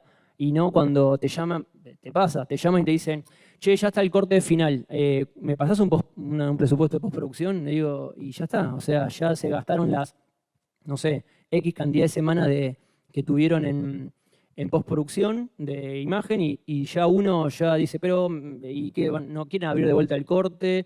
Todas las ideas que vos podías proponer ya está, pasaron y después ya te guías por algo que ya está decidido. Y luego, bueno, por ahí podés negociar de abrir algún otro plano o hacerlo un poco más largo o yo qué sé, pero uno podría haberse involucrado mucho antes y eso en realidad a los costos no lleva tanto, porque por ahí el sonidista, una semana de trabajo con el editor, por ahí resolvés un montón de problemas y haces un montón de aportes que luego eso no se ven reflejados en la pantalla porque no existen. Bueno, esto es importante. El director de sonido tiene que estar al servicio del montaje. No puede ser que, digo, que el montajista, digo, necesita, no sé, un sonido y lo baja de internet, lo pone en YouTube y listo, suena eso y resulta que después lo peor que pasa es que se empiezan a acostumbrar como a ese sonido y después cuando uno quiere cambiarlo por otro, porque le parece, porque ese no se puede usar porque está degradado, suena como un todo degradado, lo querés cambiar y resulta que el director dice, no, no, pero a mí me gusta el sonido ese. Y ese sonido es un sonido que no se puede usar. Entonces, el director de sonido tiene que involucrarse y decir, ok, ¿qué necesita el editor? Bueno, acá necesito estos elementos, esto, esto. Y a la vez que uno empieza a aportar, luego esos sonidos ya quedan. No es que hay que luego rehacerlos. Digo, todo lo que aporta el postproductor en ese momento va a funcionar y ya queda en la película. Contactar al sonidista antes de hacer los exports, lo mismo. Si ya se hicieron las pruebas, ya se chequeó cómo es la ingesta del material y cómo es la cadena de postproducción, bueno, no habría que ser mucho más detallista, pero también contactarlo a la hora de exportar y no que el editor diga, bueno, yo lo exporto de tal manera y se lo mando como si se lo sacase de encima. ¿Ah? Una vez más, visualizar el último corte de vuelta con o sea, cuando ya está el corte final, entre comillas, visualizarlo de vuelta con el director de sonido y, bueno, en ese caso, y en este caso, bueno, se puede armar el presupuesto y establecer un plan de acción acorde al proyecto. Eso es importantísimo porque cada película es única y conlleva un presupuesto distinto. O sea, es genial porque siempre es como cuando te preguntan, te dicen, te mandan un mail y te dicen, ¿me haces el presupuesto de una película? Y es como hacer, como te dijese, ¿cuánto sale hacer una casa? No sé, si son, o sea, no tengo ninguna información. O sea, ¿qué es? ¿De 2 pisos, planta baja, con garage? Que, no sé, vas a poner doble vidrio en las ventanas, vas a tener un altillo. Uno puede decirle lo que sale la semana de postproducción, nada más. Digo, no.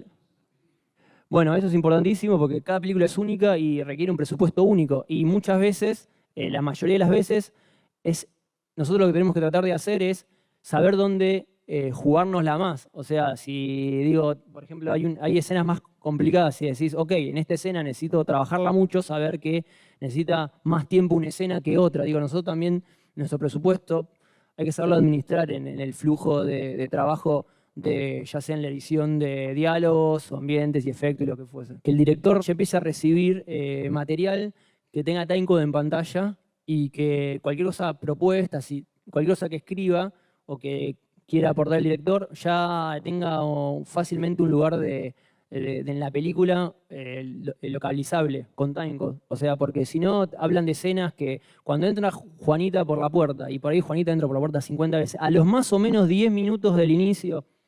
Digo, si trabajamos con timecode es mucho más preciso. Sobre todo cuando es compartido con todo el área, tanto la imagen, el postproductor de imagen como el postproductor de sonido y el director, si todos trabajamos con el mismo timecode, con la misma información, todo funciona mucho más rápido. Lo que yo hago es un archivo compartido, que no sé si se va a ver acá, se los puedo ampliar, pero vamos a verlo acá, que es, lo que hago es divido la película en este timecode, acá tengo timecodes de entradas y de salidas por escena, y voy poniendo en columnas, a ver, esperen que yo ya no leo nada, pero dice, acá, vamos a verlo acá, es como la descripción, ven, en el timecode de entrada y de salida, el acto, en este caso, la descripción, si es un exterior, lo que fuese, comentarios de qué queremos lograr, o sea, comentarios míos o del director, escenas, por ejemplo, que hay que doblar, o sea, divido lo que es las bandas de sonido, las divido en un Excel. Que en realidad está buenísimo esto porque yo se los doy al director, o sea, yo lo que digo es cuando el director está ansioso, vos le tenés que dar cosas como para hacer. Entonces, yo les planteo hacer estas planillas para que se ponga a escribir y diga, bueno, mira, acá yo lo que quiero es que venga un pájaro volando y que se escuche, no sé, un pájaro lejos, que significa la muerte, yo qué sé, pero bueno, que lo escriba. Entonces pone acá en el ambientes eso que necesitamos, entonces ya uno va empezando a armar la película antes que tengamos, o sea, que aprendamos el Pro Tools. De esa manera también vamos viendo, por ejemplo, qué vamos a necesitar. Si vamos a necesitar músicas o, por ejemplo, en este caso, esperen, había mucho doblaje y esta película se transcurría un poco en Paraguay y un poco en Argentina, y los actores vivían en Paraguay, entonces no estaban acá, entonces necesitamos, por ejemplo, grabar muchas voces, lo que se llaman voces como loop groups, que se llaman, o sonidos de personajes que están fuera de campo, que se los ven, que por ejemplo un tipo que está comprándole un pancho a su... O sea, está un tipo que está comprando un pancho ahí atrás, que luego la protagonista va, entonces bueno, la escena que están comprando el pancho no tenía audio, y bueno, tuvimos que hacerlo, entonces se anota que vamos a necesitar eso y que alguien lo tiene que empezar a cubrir. Lo bueno de estas planillas es que lo puedes compartir tanto con el director, con el productor, con los editores, con el músico. Entonces cada uno va viendo y va, en ese caso va diciendo, bueno, ok, necesitamos esto, se pueden hacer preguntas, o sea, como que alguien puede preguntar ahí, se sabe quién lo resuelve. Bueno, por ejemplo, acá teníamos, ¿ves? Los lugares donde se hacían las grabaciones, Paraguay, acá Buenos Aires. Había que, por ejemplo, faltaban escenas, faltaban situaciones a escribir, no teníamos los textos de los actores que estaban por atrás, entonces le escribíamos al director, che, acá necesitamos que escribas una escena, entonces el director le llegaba la planilla y decía, ah, buenísimo, se ponía a escribir la escena. Los pedidos de música, por ejemplo, había situaciones donde la actriz escuchaba por auriculares una musiquita y habían puesto una música cualquiera, el editor había puesto cualquier música y está bien, pero nosotros necesitábamos producirla, no podíamos poner cualquier música, porque la música, por más que sean punchi punchi, se escuchaba algo. Aparte, no es lo mismo que la actriz escuche un punchi punchi que escuche algo, otra cosa, o una música cantada. Aparte de los derechos. Y aparte, totalmente los derechos. Entonces, ¿O por qué no aprovechar ese momento que se escucha un poquito de música para tener algo compuesto porque le conviene a la película? Compuesto o buscado adrede, ¿no? Que quede librado a lo primero que se encontró. sí, bueno, entonces, por ejemplo, había situaciones donde ves acá, por ejemplo, pedir música para auriculares. Entonces, llamar al músico y decirle, porque el músico, aparte, por ejemplo, tenía arreglado una serie de músicas, que es claro, las obvias, las que sabemos que tiene que componer, pero no se había dado cuenta que necesitaba un montón de otras músicas que jugaban, de una radio, de los auriculares de la nena, y yo qué sé, y eso alguien lo tenía que producir y es tiempo y dinero. Bueno, entonces ahí íbamos llenando la planilla de lo que estaba bien, lo que estaba mal, lo que faltaba reemplazar, lo que ya estaba reemplazado, y se compartía con todo el mundo. Entonces, tanto producción veía que se avanzaba, como, bueno, como nosotros sabíamos que teníamos que ir tachando cosas que necesitábamos. Estas son las tareas del equipo de postproducción de sonido, donde está el director de sonido, editor de diálogos, ambientes y efectos, después la gente de Foley, o sea, tanto un artista Foley como un grabador de Foley, y luego un mezclador. O sea que, por lo tanto, tenemos un director de sonido, un editor de diálogos, o sea, tenemos 1, 2, 3, 4, 5, 6 personas mínimo trabajando. A lo que voy puede ser que esto lo haga casi una sola persona o 2 personas, pero digo, las etapas no se pueden suplantar. Las etapas con mayor o menor producción hay que hacerlas. O sea, en una película grande, donde por ahí hay 2 editores de diálogos, o en las producciones chicas, donde el sonidista de directo hace los ambientes y los diálogos y otra persona graba el foley, no importa. Las etapas con mayor tiempo o menor tiempo, más profesionales, menos profesionales, hay que cubrirlas igual. Por ejemplo, el foley muchas veces, ponemos pasos de librería. Los pasos de librería son horribles. O sea, cuando mezclas la película, después tenés que esconderlos, sacarlos. Digo, después vamos a ver que hay toda una intención detrás de eso. No es lo mismo la caminata de un personaje que está enojado que otro que pesa, 60 kilos, que otro que es gigante y pesa 90 o 100 kilos. Ok, bueno, vamos a ver un poco de las tareas lo que acabo de decir. El editor de diálogos o de directo, el editor de ambientes y efectos, acá puse grabación en sala de sonorización para no utilizar la palabra Foley, doblajes, voces adicionales o loop groups. Esto es importantísimo. De hecho, por ejemplo, para las películas donde hay una banda internacional, que significa donde hay una grabación de una pista, de una mezcla que se va a utilizar para la venta internacional, que usualmente se llama MIE o banda internacional. Nosotros por ejemplo, tenés las voces de los protagonistas, pero también están las voces de los que están fuera de campo, que están hablando en ese mismo idioma. Bueno, cuando vos la grabás, esos son loop groups que luego van en la planilla por ahí de doblaje de banda internacional, que tienen que estar incorporados, porque se va a saber, digo, si no pasa que transcurre, no está bueno que vos veas, sobre todo cuando la pasan en la tele, que vos ves que la película, no sé, es una película, por ejemplo, alemana, y vos escuchás el doblaje en español que estamos viendo, pero la gente que está atrás habla alemán. O sea, eso es una mala elección a la hora de hacer la banda internacional. Esas voces tendrían que haber hecho, o sea, primero se tendrían que haberse grabado en loop groups y sacado del directo. O puesto unas que luego se pueden sacar. Si pusieran un ambiente que es las voces hablando más no sé, el lugar que era un bar, y eso, un solo ambiente no sirve para la banda internacional. ¿Se entiende? O sea, esas voces tienen que ser agregadas. Bueno, tenemos la grabación de ambientes y efectos y por otro lado, bueno, la mezcla final o regrabación del sonido. Esas son todas las tareas de la postproducción. No, quedaría también para nosotros, o para el que llevó adelante el sonido de la película, una tarea que en realidad no le corresponde, pero que es absolutamente necesaria y tal vez por vicios del sistema, es chequear qué pasa con ese material que terminamos cuando se reproduzca en alguna sala en la que se vaya a reproducir. Suele pasar que incluso en las salas comerciales, o básicamente las salas comerciales, no se respetan las normas, los estándares de nivel y demás, básicamente porque se está tendiendo a hacer las películas muy, muy altas, las películas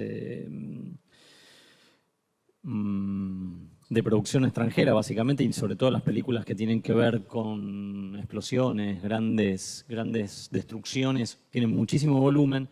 Entonces las salas terminan poniendo las películas más bajas en general y nuestras películas suenan muchísimo más bajas.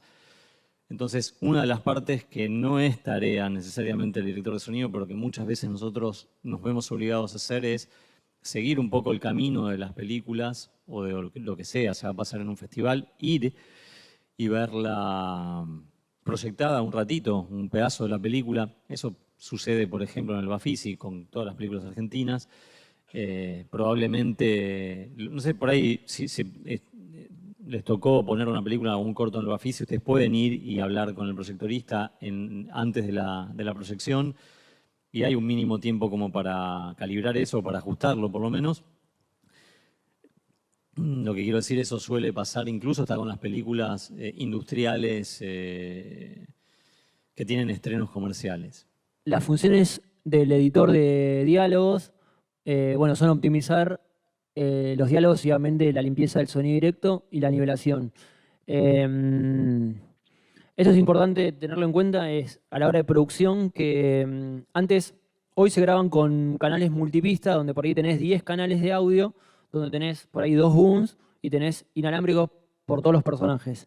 Eso requiere más tiempo, hoy requiere mucho más tiempo de edición de diálogos que lo que sucedía antes cuando tenías solamente 2 canales en estéreo, donde grababas en un canal boom y en otro lado grababas los inalámbricos todos juntos. Entonces, el editor recibía esos 2 canales más el contraplano, vámonos, o sea, 4 canales, y tenías que trabajar con eso y nada más.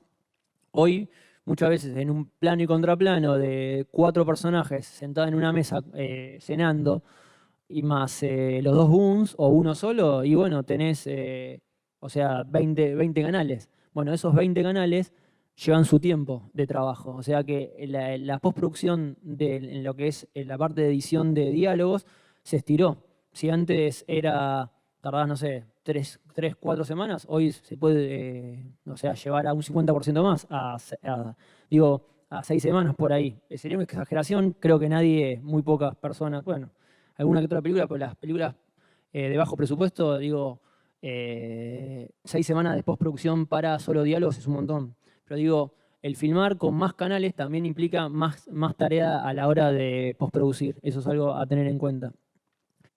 Cada elemento, el boom, tanto el boom como el inalámbrico, si van a ser usados en conjunto, tienen que estar en fase. O sea, tienen que estar puestos en el mismo momento donde se dijo donde llega la señal a uno que al otro. Y cuanto más canales tenés y el boom se mueve, llega a cada uno totalmente fuera de fase. Entonces, eso hay que alinearlos para que se escuche bien.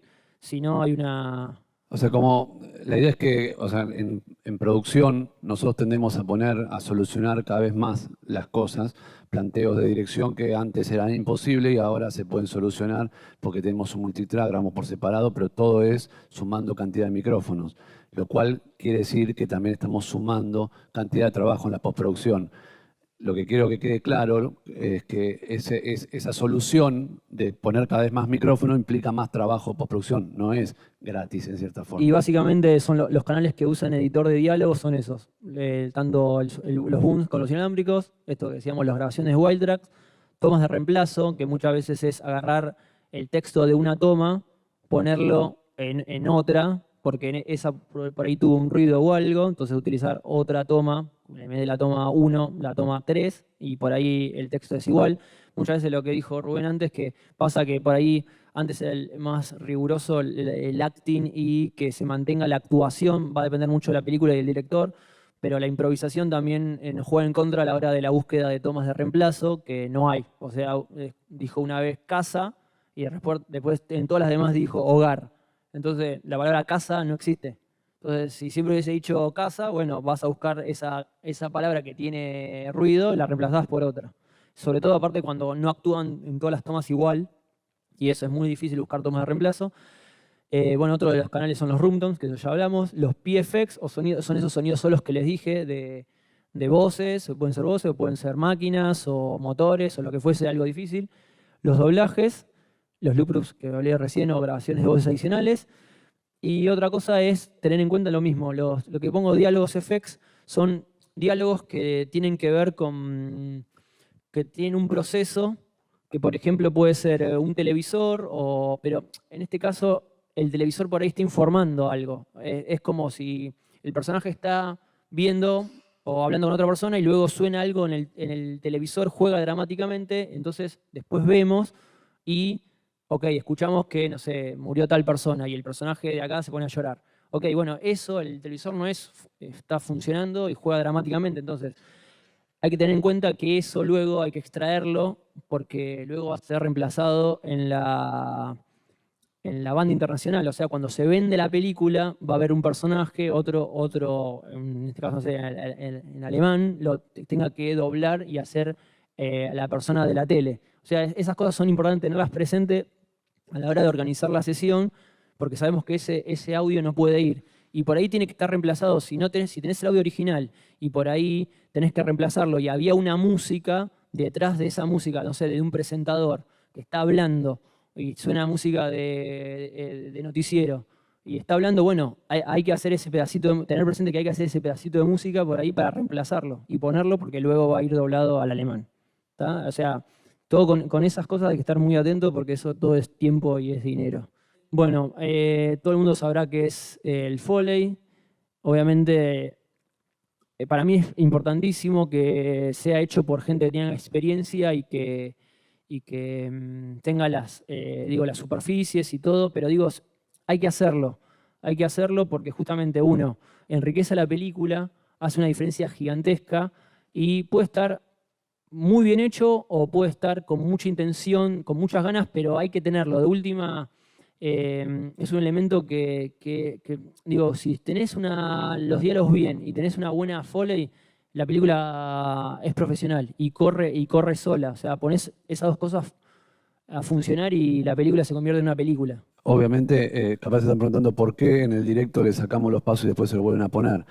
Porque en realidad lo que nosotros tenemos que controlar es el nivel de las cosas. A veces en la realidad las cosas suenan más fuerte de lo que quisiéramos. Entonces un taconeo de una mujer frente a un diálogo es terrible. Entonces generalmente lo que hacemos en el directo es tratar de poner alfombra o taponcitos a los tacos para que no suenen o hasta descalzarla en algunos casos y lograr no tener los pasos, pero después faltan, entonces hay que hacerlos en sono o en Foley, pero al nivel que uno quiere. Sí. Y con la intención que uno quiere y con los zapatos que uno quiere. Acá Igual, lo que perdón, quiere- no solo, por ahí los pasos es tal vez la parte más obvia, la más visible, pero pongamos una situación filmada en una mesa donde hay un plano de, vemos los platos, vemos los cubiertos, vemos todo lo que está pasando. Eso sería un ruido, pero aparte, tal vez él no lo hizo en cuadro, ¿sí? Yo estoy tomando y apoyé fuera de cuadro, no solo estoy invadiendo mi sonido, que en el montaje por ahí después pasa al contraplano y se escucha en el contraplano una bajada y cuando vuelven a mi plano sigo con el vaso en la mano.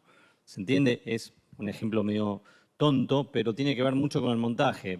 Bueno, yo lo que quería poner acá era o sea, sin importar si tienen una sala así, no quise poner ningún ejemplo o así, digo, no importa. Digo, esto lo estoy haciendo, estoy llevándolo de que el Foley podés hacerlo en una sala así hasta algo más precario, como así, digo, pero hay que hacerlo. Mejor calidad, va a sonar mejor, gente con más experiencia va a tener mejores recursos y tu película va a ser mejor. A veces, perdón, ¿no? Sí. Pero muchas veces el lugar grande no es solo la calidad, sino la comodidad para hacerlo, y a la Exactamente. producción y a la rapidez.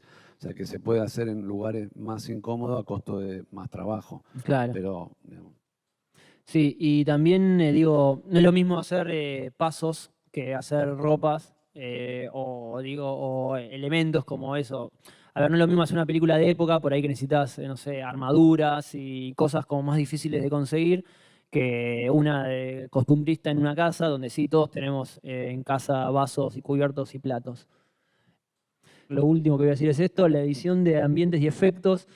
Tratar de armar una composición espectral y de material a la hora de pensar los efectos, lo mismo que el ambiente con los ambientes. Y importante para mí es ir esto que yo siempre digo, ¿dónde está el cursor? Acá. Tratar de, o sea, tener este pensamiento en la cabeza, hoja, rama, árbol y bosque. O sea, porque tenemos que ir de lo particular a lo general. O sea, tener los elementos hechos y puestos de una manera donde podamos ir a esa hoja, modificarla, o podamos ir a esa rama y modificarla, o que esté compuesta de una cierta manera.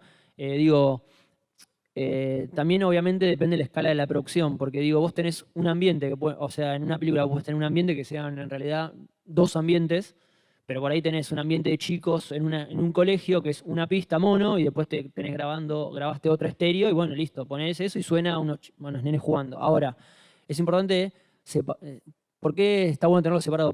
O que el director sea consciente de cómo es el proceso. Porque después cuando estás ahí en la postproducción dice, no, pero ese nene que dijo, no lo quiero, pero sí quiero el que lo estaba pisando que dice, vamos todavía. Y no lo podés, no lo tenés separado, los tenés juntos. Entonces, a la hora de componer, tratar de separar las cosas en lo posible, ya sea en este caso por la materialidad, por lo que se necesita la película, por lo que no necesita, para luego decir, ok, este pájaro no lo quiero, lo puedo sacar. Si no, si está en un ambiente, vas a tener que editarlo, pero por ahí lo quiere más adelante, entonces limpiarlo y sacarlo, y bueno, y así sucesivamente.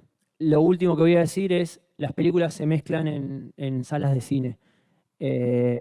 sala de mezcla para Sala de cine. mezcla para cine. Voy a citar todas las salas de mezcla que hay actualmente en el país. Son fotos del estudio. Eso es importantísimo. El único momento real de escucha de una película es cuando las exhibís y las mezclás en una sala de cine, no en el living de tu casa o en el estudio chico del postproductor, porque la realidad no es esa, la realidad es donde se da. Y las películas se dan en el cine, no se dan en un... O sea, si fuese una serie de televisión, sí, perfecto. La haces en un estudio chico, con un monitoreo chico. No hace falta hacerla acá. Pero las películas se mezclan en una sala de cine. Eso es importantísimo que se sepa. ¿Nos tenemos que ir? ¿Sí? Bueno, nada más. Chicos, gracias por venir. Gracias a ustedes por venir. Gracias a Bafisi de nuevo. Gracias al Bafisi. Y bueno, muchas gracias.